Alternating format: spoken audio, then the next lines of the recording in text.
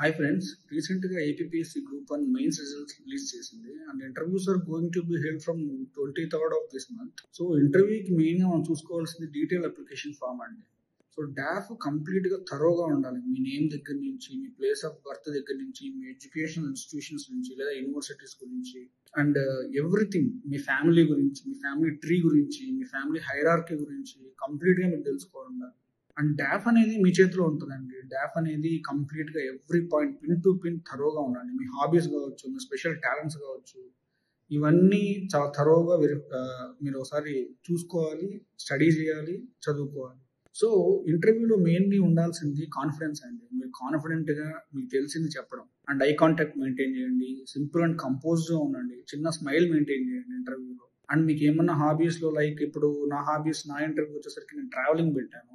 So travelling అనేటప్పటికి చాలా questions నా ట్రావెలింగ్ మీదే పడ్డాయి అనమాట. మీకు ఎక్కడికి వెళ్ళారు, రీసెంట్గా వెళ్ళిన ప్లేసెస్ ఏంటి.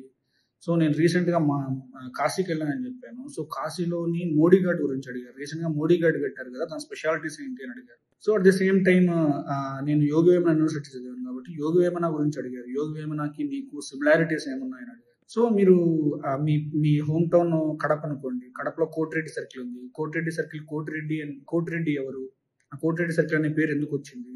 సో దీని గురించి థరోగా చదువుకోవాలండి, థరోగా తెలుసుకోవాలి. ఫస్ట్ డాఫ్ అనేది మీ చేతిలో ఉంటుంది. So that you should prepare everything from DOF.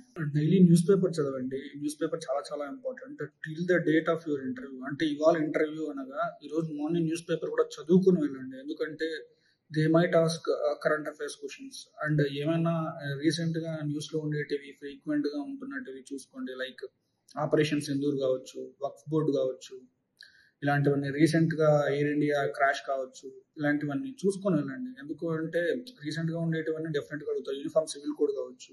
So ఇలాంటివన్నీ ఇప్పుడు ఆంధ్రప్రదేశ్కి వచ్చేసరికి క్యాపిటల్ ఫార్మేషన్ అమరావతి కావచ్చు, ఇలాంటివి ప్రతి ఒక్కటి కరెంట్ న్యూస్లు ఏమన్నా ఫ్రీక్వెంట్గా ట్రెండీగా ఉండేటివి చూసుకొని వెళ్ళండి. There might be a scope they will ask that question. And ఎక్కువ స్ట్రెస్ తీసుకోకండి. టెన్షన్ పడిపోయి అమ్మో ఏమైపోతుందో, ఇంటర్వ్యూని ఎలా చేస్తాను, ఏమడుగుతారు, నేను ఏం ఆన్సర్ చేయలేను అనే టెన్స్ పడకండి. కంపోజ్డ్గా ఉండండి.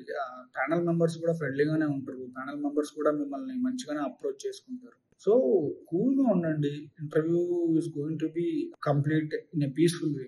సో అయిపోయిన తర్వాత మళ్ళీ మెడికల్ ఉంటుంది. సో అవన్నీ ప్రాసెస్ జరుగుతూ ఉంటాయి.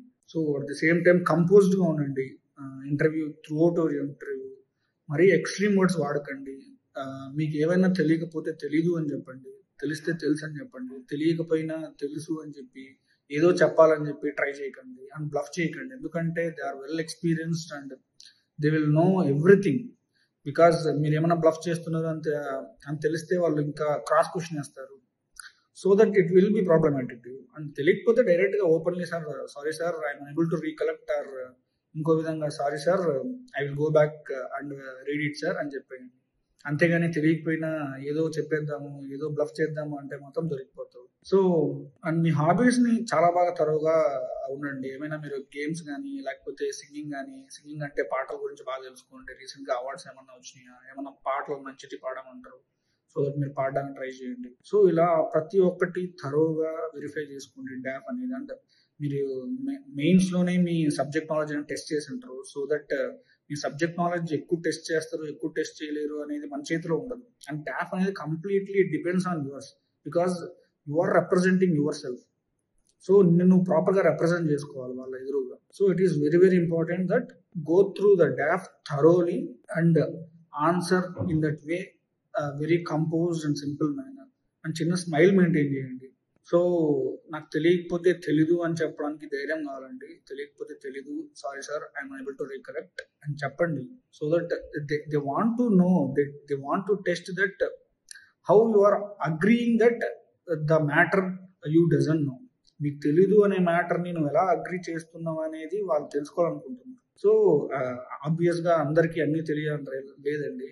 మీరు 10 క్వశ్చన్స్లో 5 క్వశ్చన్స్ తెలియకపోయినా how you are conveying that matter I don't know, అది చాలా చాలా ఇంపార్టెంట్. సో అది తెలుసుకోండి. అది తెలుసుకొని ఇంటర్వ్యూని మంచిగా గో త్రూ అవ్వండి. All the best.